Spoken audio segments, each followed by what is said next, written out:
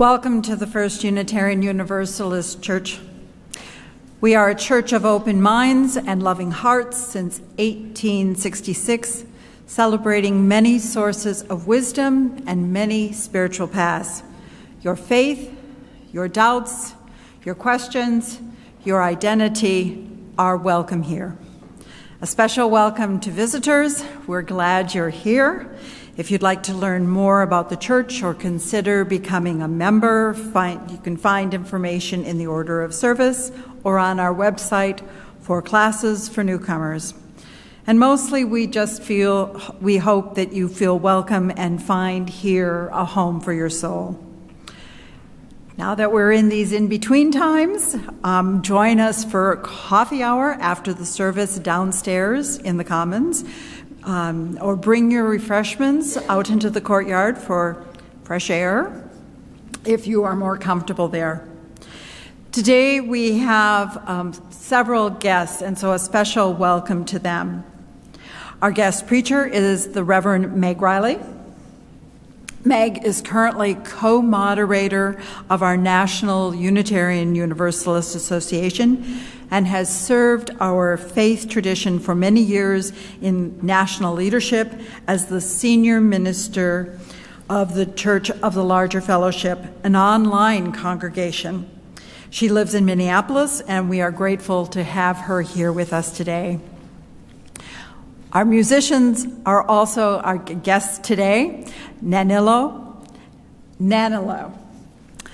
Sarah and Serena, singing folk songs of Jewish and Eastern European roots, and we are grateful for their gift of music. Half of our offering today, as it does every Sunday, will go to support P Fund, supporting LGBTQIA+ individuals and organizations to advance and ensure equity and in education, legal rights, and more. You can give as we pass the plates or online. Give generously, give often, but also thank you for your generosity.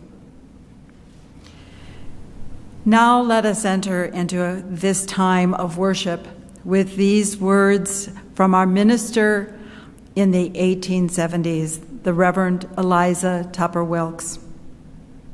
May our faith in humanity, our message of hope and good cheer light our way.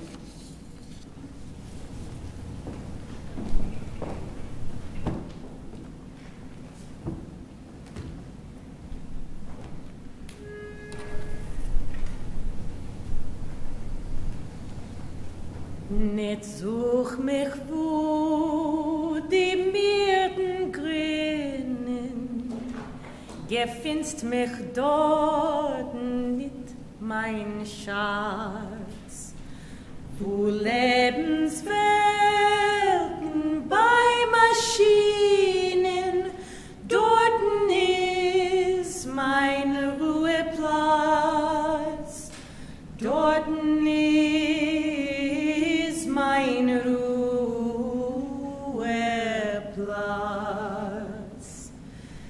Nicht such mich, wo die Vögel singen, gefinst mich dort nicht, mein Schatz.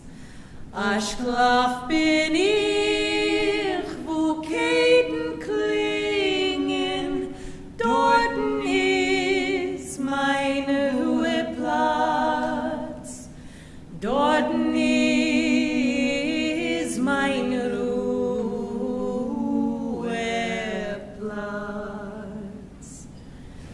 Und liebst du mich mit wahrer Liebe, so komm zu mir, mein guter Schatz, und heiter auf mein Herz das Triebe und mach mir süß mein Ruheplatz und mach mir süß mein Ruheplatz und mach mir süß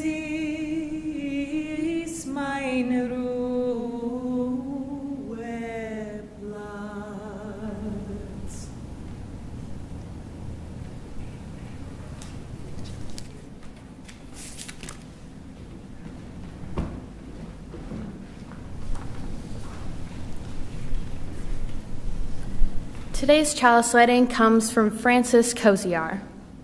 May we light this chalice this morning to remind us of the power and the beauty of balance and contrast. It is darkness that can make the flame of a single candle so powerful, and light that deepens those shadows in turn. A chalice flame is the meeting point, the union of refuge, safety, and incredible beauty of darkness and the warmth, the assurance, and the joy of light.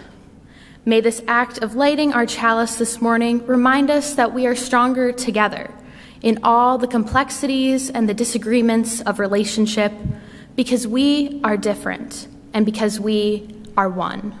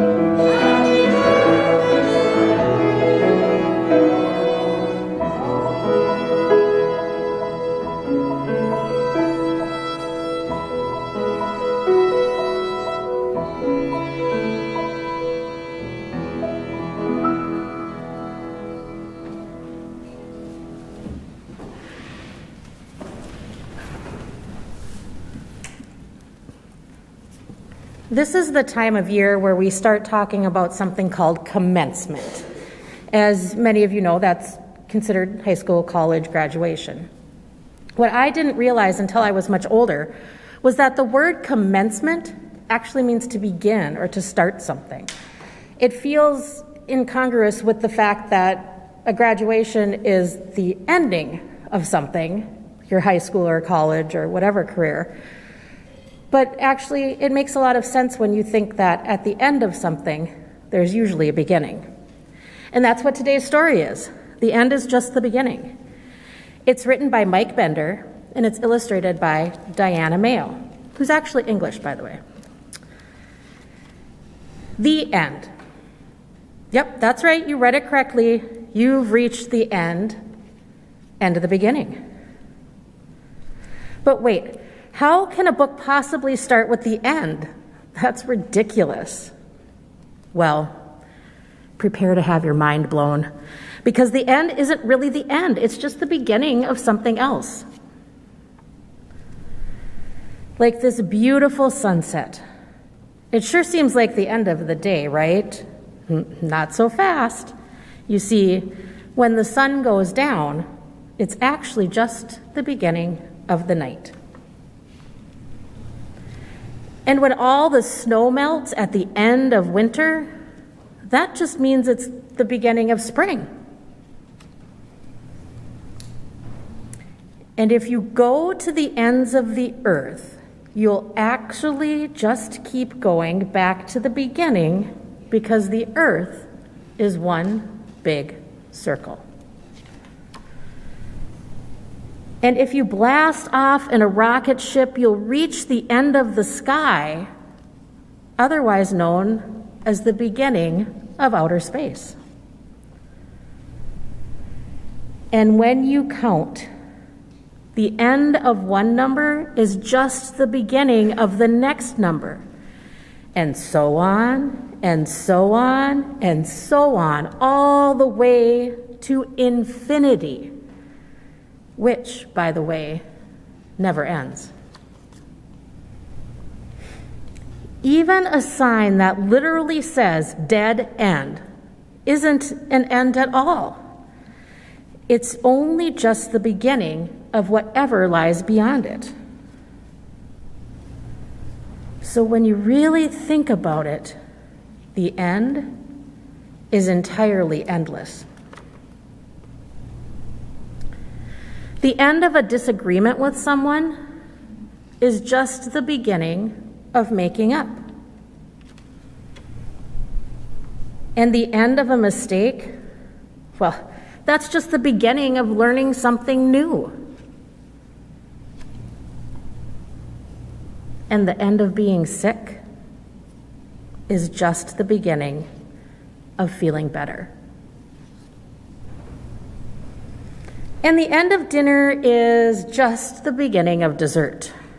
And if you're really well behaved, the end of the dessert might just be the beginning of more dessert. So tonight, when you turn off the lights and go to bed, don't think of it as the ending of anything. Just think of it as the beginning of a new tomorrow, full of possibilities. The beginning of discovering the next book. Austin and Joe will now play the children's benediction, and I'll meet you over by the door.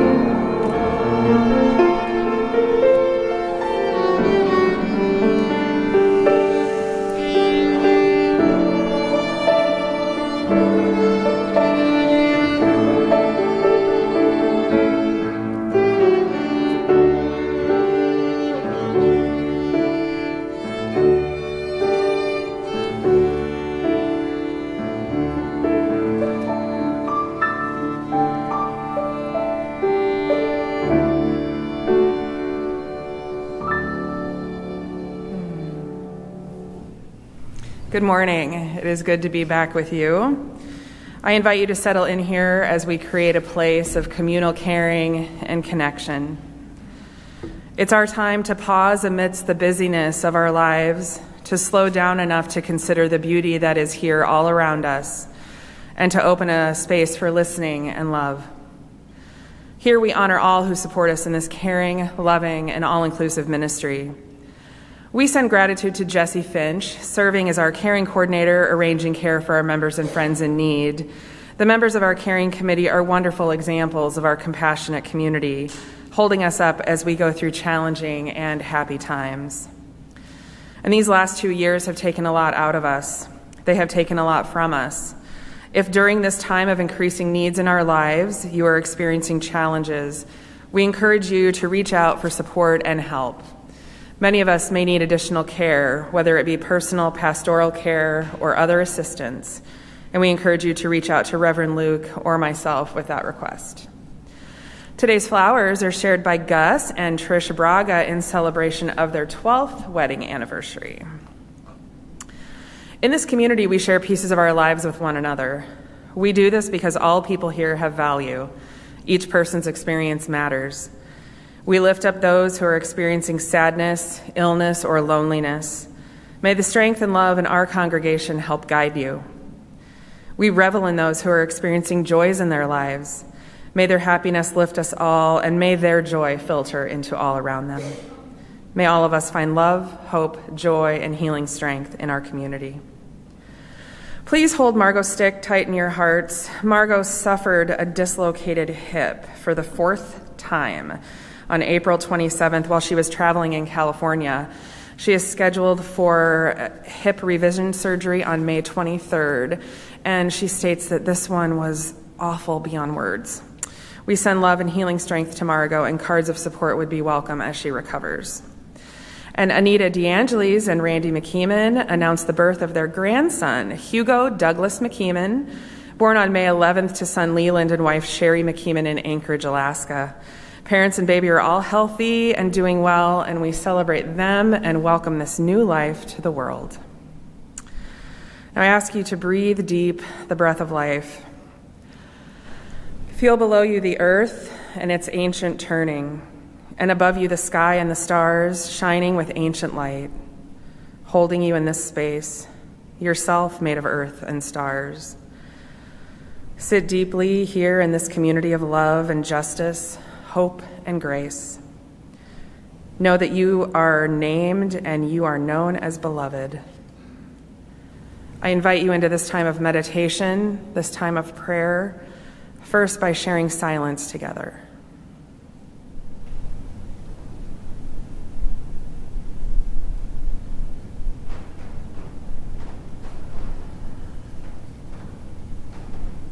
Spirit of life, source of love, God of many names and beyond all naming, we hold in our hearts all those who suffer in mind, body, or spirit. We recognize the pain in our hearts as 10 more precious Black lives are taken from us in Buffalo, New York. We hold the Ukraine people in our hearts as they shelter and fight for their country. And we hope for compassion and logic to be shown by judges on the Supreme Court.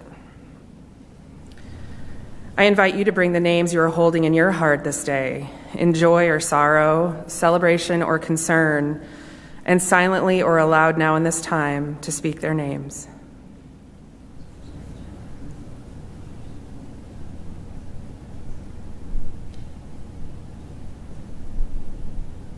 For all those names spoken and unspoken, may we be held in love and grace.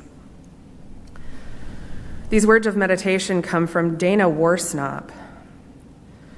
Often people say that they love coming to a place with so many like-minded people. I know just what they're getting at, and I know that they aren't getting it quite right. I don't want to be with a bunch of people who think just like me. I want to be in a beloved community where I don't have to think like everyone else to be loved, to be eligible for salvation. I want to be with the people who value compassion, justice, love, and truth, though they have different thoughts and opinions about all sorts of things. I want to be with independent-minded people of good heart. I want to be with people who have many names and no name at all for God. I want to be with people who see me in my goodness and dignity, who also see my failings and who still love me. I want to be with people who feel their interconnection with all existence and let it guide their footfalls upon this earth. I want to be with people who see life as a paradox and don't always rush to resolve it. I want to be with people who are willing to walk the tightrope that is life and who will hold my hand as I walk mine. I want to be with people who let church call them into a different way of being into the world. I want to be with people who support, encourage, and even challenge each other to higher and more ethical living. I want to be with people who inspire one another to follow the call of the Spirit. I want to be with people who covenant to be honest, engaged, and kind, who strive to keep their promises and hold me to the promises I make. I want to be with people who give of themselves, who share their hearts and minds and gifts. I want to be with people who know that human community is often warm and generous, and sometimes challenging, and almost always a grand adventure. In short, I want to be with people like you. May the faith in the Spirit of life, love for the community of earth, and love for the light in each other be ours now and in all the days to come.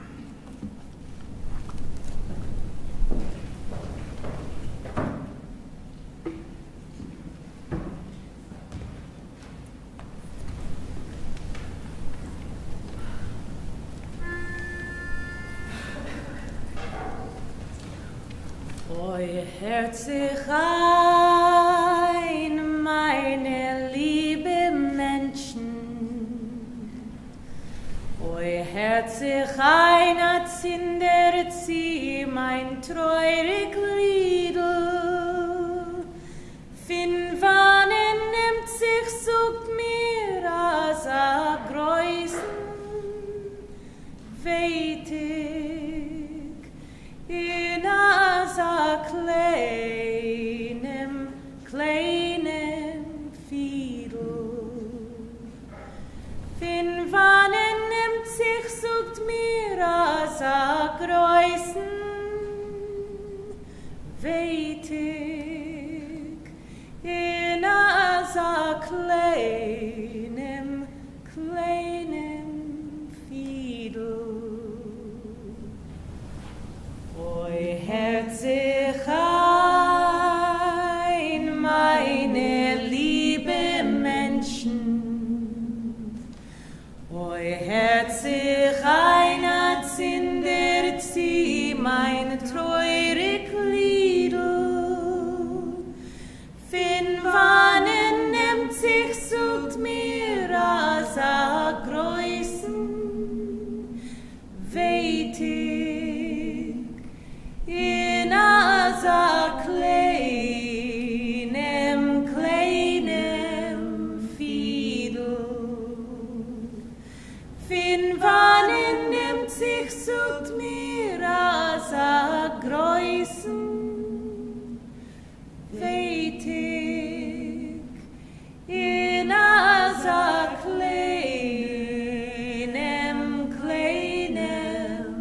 Fiedel. Will ich euch suchen, meine liebe Menschen. Will ich euch suchen in singen alle Eufen oi wie der Fiedel weiß dem alles finden, Klezmer. Sein Hinger, sein Wugel, sein Treuer. Oi, wie der Fiedel weiß dem alles finden, Klezmer.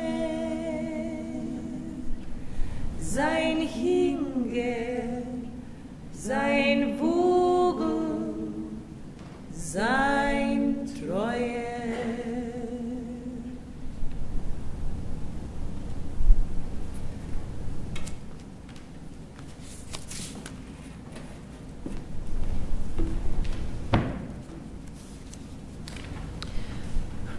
A reading from Nancy MacDonald Ladd.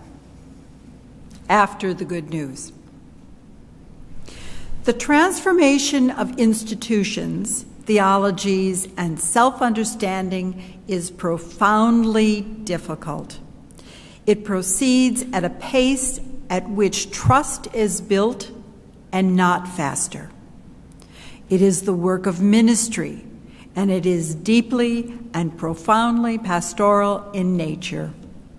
After all, transformation is scary, and none of us is entirely sure how we'll get to the kingdom once we've pointed our steps in its direction. Like the people I love and serve, I'm not always so sure of where we're headed, especially when the center of liberal religion finally moves away from our long-standing fealty to whiteness and respectability. I do not have a 10-point plan. We can be both broken and called forth. We can only be converted from what we have been if we are also loving enough to bless every single flawed but humane thing that went into building our capacity for conversion, including our periods of resistance and the occasional descent into our fears. After all, we don't have to be perfect. We don't have to be paragons of fearless virtue to deserve the simple grace of second chances. Flawed people can be afraid. They can fail and try again. People of privilege aren't broken irreparably by that privilege. There is always another chance and a different story to tell about who we think we're meant to be in this beautiful and tragic world.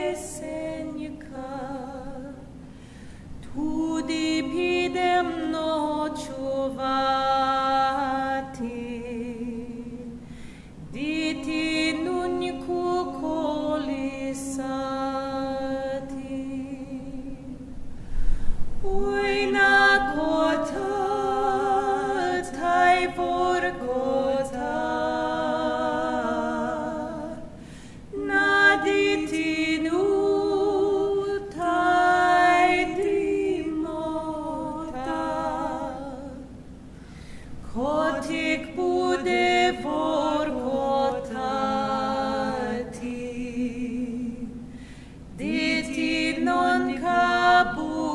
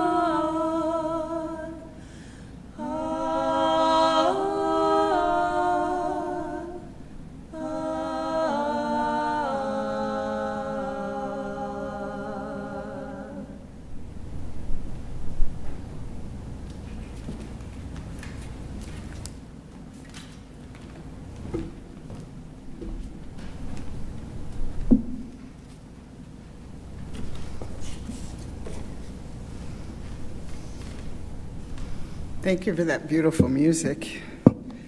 Though I will say, as a preacher, seeing there's a lullaby right before me is a little bit frightening. That was really beautiful. I love coming here, seeing all of you, seeing the people online, this congregation, and I go way back. I will never be in this sanctuary without remembering back in the 80s when Elizabeth Katzman and I were both directors of religious education. We had a youth retreat here, and we locked the youth in this room, and I hid a key, and they couldn't come out until they found the key. It was to show them, I don't know why we needed to show them how frustrating it is to be a youth and have adults make arbitrary rules. So by the time they found the key, and Elizabeth's daughter at the time, Emma, was one of the teenagers, they were yelling at us, they were furious, and it was highly memorable. And then at the end of the weekend, when we talked through what they liked and didn't like, they said, you have to lock people in the room again. So, anyway, it's great to be here. Nancy MacDonald Ladd, who wrote the words that Anne shared earlier, is the minister of a thriving congregation in the DC suburbs. And like Nancy, I don't have a 10-point plan to transform the UUA into the multicultural, justice-centered, deeply spiritual community that I know we could be and I wish we would be. But she and I share the desire and the commitment to the work, which we feel is central to our faith in this time. Charles Dumond and I share the position of co-moderator of the UUA, which means that we are volunteers and we chair the all-volunteer board and coordinate the business at our annual business meeting, General Assembly. And we try to provide leadership on the national level. As we lead, we have the great benefit of a strong and wise board to work with and a report created under our predecessor's leadership called Widening the Circle of Concern to offer us guidance about transforming the movement to be less oppressive. I hope you know about this report and that your congregation is engaged with it. If you are doing this work, I am sure there are many moments when you feel as perplexed and unsure as Nancy and Charles and I. Because, as Nancy said, this work can only move at the speed of trust. And at the same time, as another ministerial colleague, Leon Dunkley, said, I can't afford us to inch forward. I need miles, not meters. Leon is a Black minister, and he knows that lives are at stake every day, yesterday in Buffalo, and that those lives will not be saved by moving inches or even meters from where we are. What the speed of trust may look like, depending on your point of view, may be very different. But building trust together becomes essential work right in the center of how to do this. Again, to quote Leon Dunkley, no anti-racism training can mend a broken heart, or I would add, broken trust. So we are attempting in a way to do something impossible, to create faith communities where trust is present for people with radically different life experiences and challenges. A worthy challenge for a very worthy faith. As a leader, especially as a white leader, I also struggle individually to remain trustworthy in the work, knowing that I will inevitably frustrate, annoy, and disappoint people. My friend and colleague Mark Bellatini told me that when he retired, he got a therapist who specializes in retirement. And the therapist said, you need to get a new title for yourself so that you don't default to being the minister you've been for decades. And he said, the title I chose for myself was Creator of Families. He said, so whenever I meet someone new, and he does this every day, the way I did in my 20s, I envision them as my family. I think about bringing them to my house and feeding them a meal. So when he said that, I thought it was a brilliant idea his therapist had, and I thought for a while about what I wanted my title to be in retirement. And I chose Ambassador of Trust. After reflection, I decided the most precious identity I hold is that people find me trustworthy, and that continuing to behave in trustworthy ways could be my way of trying to create more trust in a world where it seems there is less of it every day. And I will say it's a humbling thing to hold on to that identity in these times. In preparation for this sermon, I asked my Facebook community, a group of people who I'm sure resemble and actually include people in this congregation, as well as other UUs across the land and many fellow travelers, to fill in the blank. I used to trust blank, but I can't anymore. Among the answers I expected, the checks and balances in our government, the CDC, the courts, that love will win. Several people saw fit to tell me how untrustworthy the UUA board is, the board that I chair, which made me, a little bit defensive. It hurts not to be trusted, and it hurts more when people have good reason not to trust us. When I asked someone what the UUA board had done to lose his trust and listened to his answer, I could see that decisions made in the past could influence his views of everything we do now. I told him, as I would tell anyone, that social media is not a place to have nuanced conversations, but invited him to one of the board's monthly open houses to talk and listen and probably argue. We all know how much and in what ways we can trust other people and places, and we act accordingly. We all decide how much and where to trust all the time. Driving my car, I see someone weaving in and out of lanes, and I quickly decide to trust the slow lane and stay back. Standing at someone's doorbell, knowing they're home and expecting me, I realize I don't trust doorbells and I call them. Some people are trustable in some contexts and not in others. For instance, my partner is a very trustworthy person. She does not lie. She would never take something that's not hers, except popcorn. When it comes to popcorn, I learned at our first movie date that equally sharing a bag of popcorn will never happen with her. So now we each have a separate bowl or bag, and I keep mine off to the side where she can't reach it. I would trust her with my life, but not my popcorn. More seriously, we all know what it's like to have our trust betrayed by someone or some institution that we thought we could trust. I had a housemate who, in hindsight, it's easy to see, descended into becoming a drug addict. But at the time, I didn't know what to look for, and it wasn't something I expected. And as her drug use escalated, she became less and less responsible or trustworthy. By the time I could get her out of my house, I had lost a great deal, not only all the things she stole, material goods, but also my trust in my own understanding of human nature. She was someone I had mistakenly trusted. And it helped me that her best friend, who was a smart person, also felt surprised and stunned to have missed it. My young adult child, on the other hand, told me from the get-go, I don't trust her, and I ignored all my child's warnings. We all pick up different signals, and we make decisions accordingly. So if trust is that hard and nuanced and situational, building an institution on trust is something of a miracle, which is why perhaps I've put my life energy into a spiritual community, Unitarian Universalism in particular.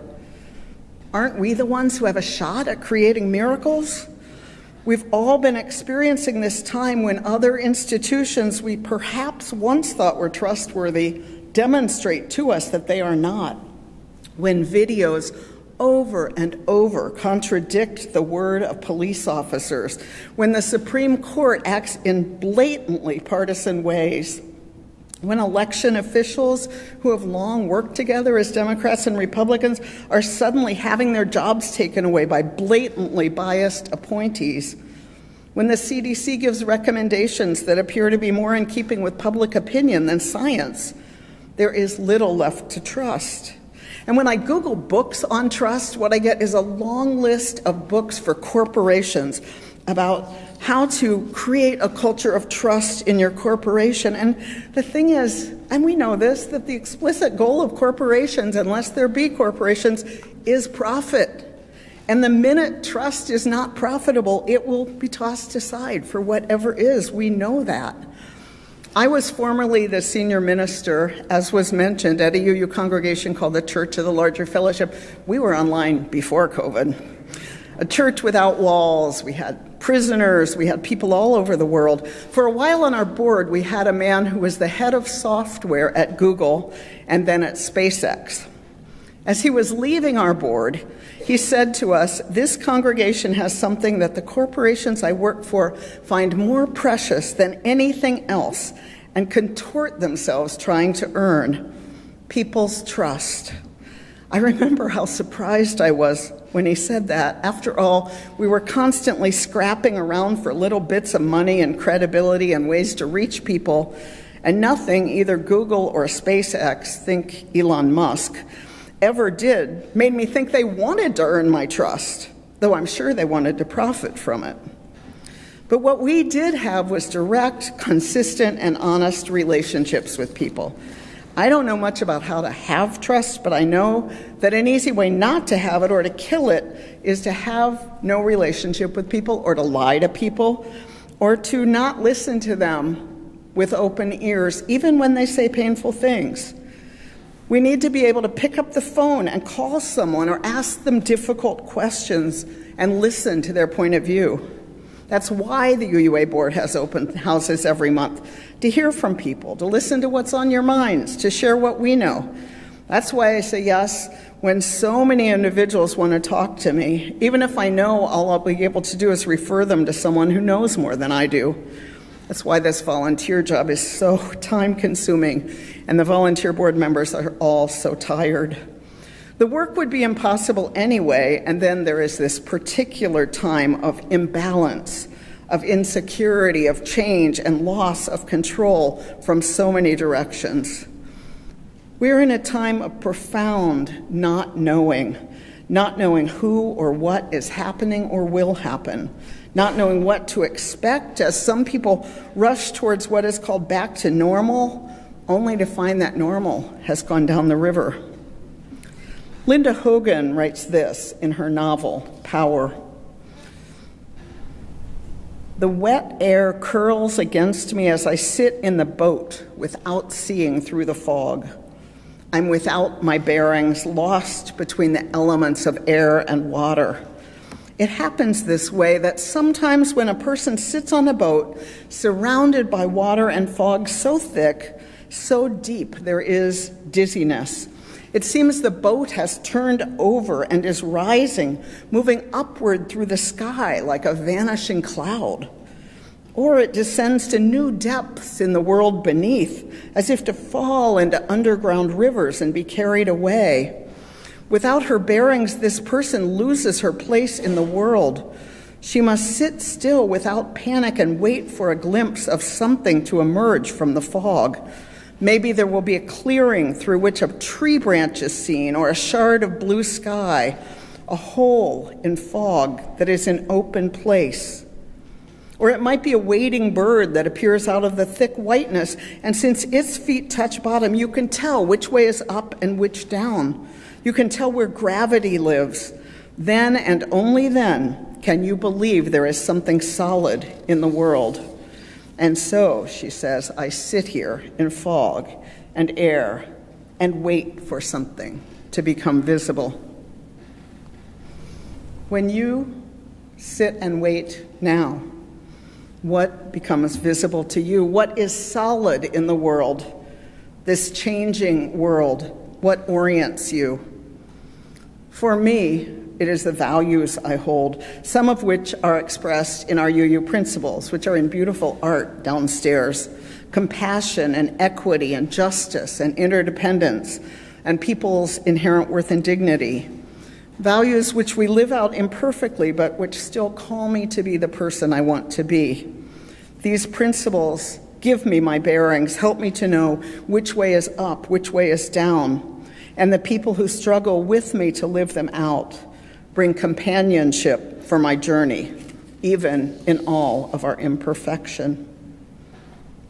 Your UUA board centers on these principles as we make decisions. I will grant you that our decision-making is imperfect, but we attempt to center these principles. And sometimes they clash with each other.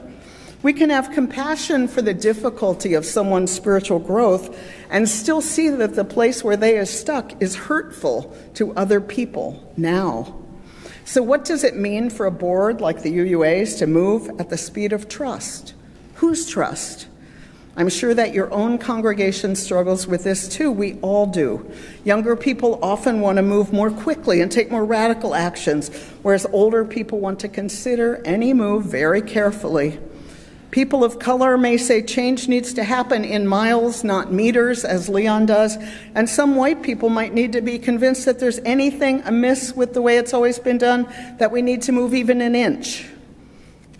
We are a group of powerful individuals, but if we are to become a powerful group of individuals who live out our shared common purpose and vision and create a world that holds our values, we have to find a way for collective decision-making that holds the widest possible circle of welcome and belonging.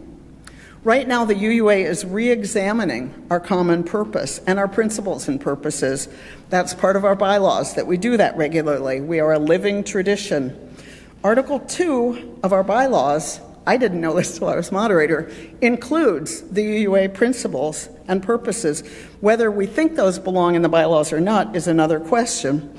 But a team called the Article 2 Study Commission is engaged in a deep time of information gathering about how today's UUs envision our principles.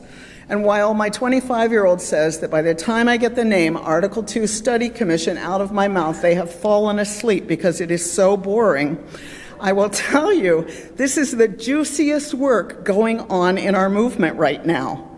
At General Assembly this year, this group will have an hour every day of general session to share what they've learned and invite feedback. Next year, they'll make formal proposals for people to vote up or down. I hope that you will send a full slate of people to General Assembly as delegates. You can go to Portland or you can go online. And if all you want to do is go to the business sessions as a delegate, you don't have to pay anything.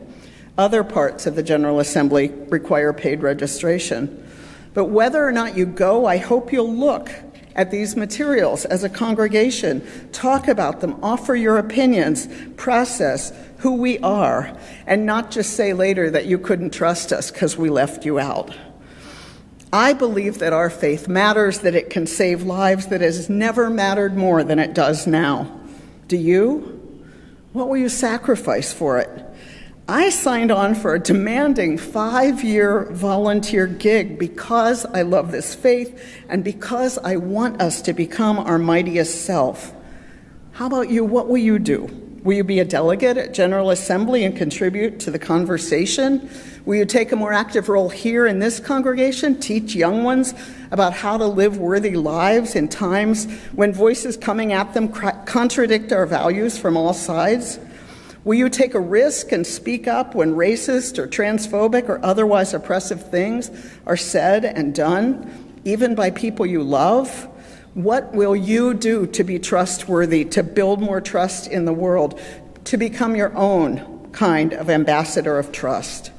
I close with these words by Reverend Kendall Gibbons, written to update a beloved but troubling hymn, Rank by Rank.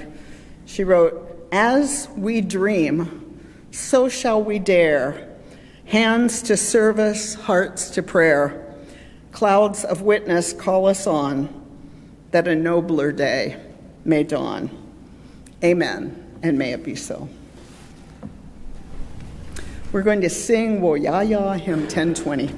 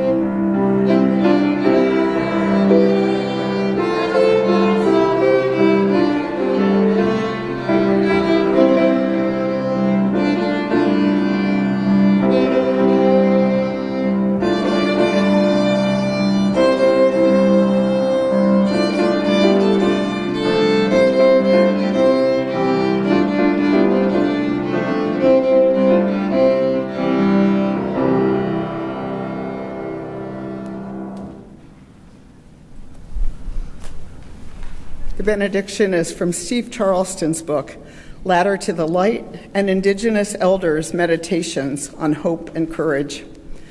Be renewed in your faith, strengthened in all you believe.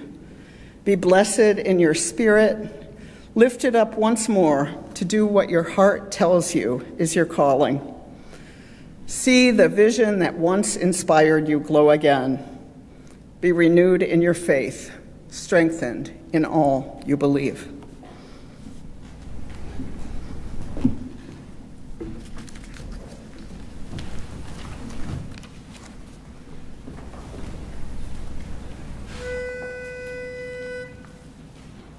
Nie żericie chłopcy, что и с нами будет. Мы поедем до Корчомки, там и водка будет. Не жрите, хлопцы, что и с нами будет. Мы поедем до Корчомки, там и водка будет. Амай, амай, амай, амай, амай, май, май. Амай, амай, амай, амай, амай, май. Амай, амай, амай, амай, амай, май, май. Amai, amai, amai, amai, amai, amai. Es ist nicht kein Nächten, noch nicht der Morgen. Es ist nur da ein bisschen ein, stört ihm nicht mit Sorgen. Es ist nicht kein Nächten, noch nicht der Morgen, es ist nur da ein bisschen geheim, steht ihm nicht mit Sorgen. Amai, amai, amai, amai, amai, amai, amai. Amai, amai, amai, amai, amai, amai. Amai, amai, amai, amai, amai, amai, amai. Amai, amai, amai, amai, amai, amai. Ich hab da eine Schnäpsel, Zman ihr seid beim Leben. In mir Hashem auf jeder Welt, wird mir Nacht nicht geben. Ich hab da